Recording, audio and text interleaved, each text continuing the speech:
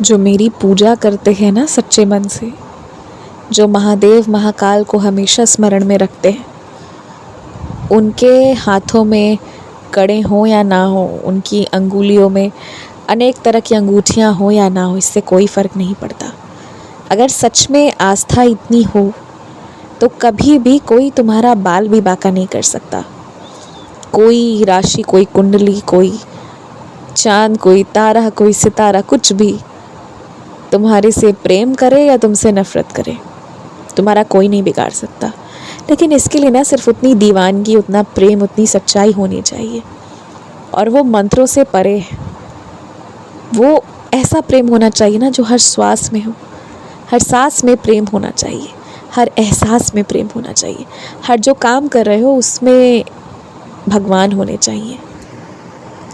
जिस दिन ऐसी स्थिति में पहुंच जाओगे ना, समझ लेना तुम्हारे सारे के सारे शत्रु पराजित हो गए। तुम्हारे शत्रुओं को पराजित करने के लिए तुम्हें अलग से कुछ नहीं करना, बस ये जो दीवानगी, ये जो प्रेम, ये जो पागलपन परमात्मा के प्रति है, महाकाल के प्रति है, इसे बढ़ाना है और बढ़ाना है और सच्चाई रखनी है इसमें। जहाँ ये हो जाएगा ना, अपने आप तुम्हारे शत्रु पराजित हो जाएंगे, तुम्हें कुछ नहीं करना होगा उनके लिए।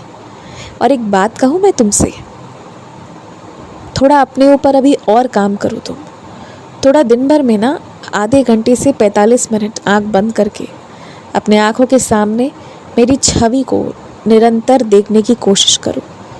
और ये बहुत मुश्किल है, ये आसान नहीं है। अगर तुम्हें लगता है ये आसान है तो आजमा कर देखो, करके देखो, तो तुम्हें समझ आएगा ये आसान काम बिल्कुल नहीं है। और क्यों मैं कह रहा हूँ तुमसे करने के लिए ना, कि तुम जब ऐसा धीरे धीरे करते जाओगे, अपने आप तुम सबके प्रिय भी होते जाओगे और उन सभी लोगों को छोड़ते भी जाओगे जो तुम्हारा समय नष्ट कर रहे हैं, जो तुम्हारा समय खराब कर रहे हैं। अनावश्यक की चीज़ों में मैं नहीं चाहता कि तुम शामिल रहो, पर क्योंकि तुम्हारा हर एक जगह होना भी बहुत ज़रूरी है, क्योंकि कल को इन्हीं सारी चीज़ों की वजह से तुम्हें पुरस्कार भी मिलेगा। तो इसलिए मुझे तुम्हें कुछ जगहों पर रखना पड़ता है, पर मैं ऐसे रखता हूँ ना कि तुम्हारा समय भी बर्बाद नहीं हो। ये एक बात है, ये चीज़ तुम समझो। तुमने जो वृक्ष लगाए थे आज से कुछ साल पहले, अब वो बहुत अच्छे फल फूल देने लगे हैं। देखो, उस वृक्ष से वो मीठे फल तो तुम तक नहीं पहुंच सकते, काफ़ी दूर हैं वो, तुम भूल गए हो, खासकर जो तुमने आम वगैरह लगाए थे। लेकिन हाँ, मेरे मंदिर से तुम्हें जब प्रसाद मिलेंगे ना आने वाली गर्मियों में, तो उस मिठास में एहसास करना कि जो तुमने प्रेम बांटा है, जो इस धरती के लिए तुमने किया है, उसकी वजह से तुम्हें ये आशीर्वाद मिल रहा है। तो उस चीज़ को एहसास करना। कभी भी किसी छोटे बच्चे को मार पीट कर सही नहीं किया जा सकता, और बहुत ज़्यादा डर दिखाकर भी सही नहीं किया जा सकता, क्योंकि एक दिन बच्चे इन सब से ऊपर उठ जाते हैं, सब खत्म हो जाता है भय हर एक चीज़ का। तो क्या किया जा सकता है पता है? अच्छे से समझा कर। जब वो रूठे तो उन्हें तुम प्रेम से मनाओगे, उनसे तुम माफ़ी मांगोगे ना, तो वो ये सीखेंगे कि उन्हें भी जब तुम रूठ जाओ तो माफ़ी मांगना है।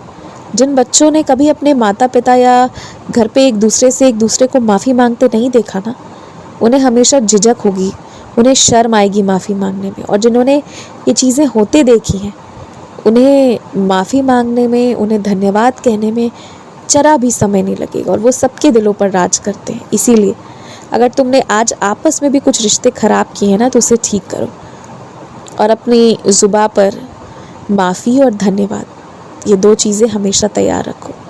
इससे घर के जो नन्हे बालक हैं ना, उन सब में बहुत अच्छा प्रभाव पड़ेगा, और जैसा तुम उन्हें बनता देखना चाहते हो वो वैसे ही बनकर निकलेंगे। खूब खुश रहो, आयुष्मान भवा।